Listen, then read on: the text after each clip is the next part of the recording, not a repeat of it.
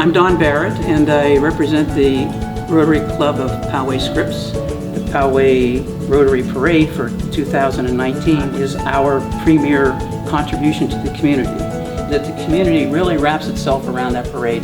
They enjoy that very much, and it's a chance for them to get together and enjoy the entertainment together. Whether it was an adult or a little 5-year-old kid, they said, we came because I have a brother in here, a sister in here, a relative, or a friend. Other people said, we come every year.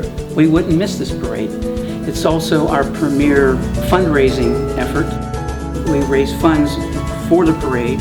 The monies that we don't have to spend on the parade can be gathered together and put to good use throughout the rest of the year with our Rotary Club community contributions. To elementary schools, to the Boys and Girls Club, high school bands, high school clubs, firefighters, police, and so County Board of Supervisors.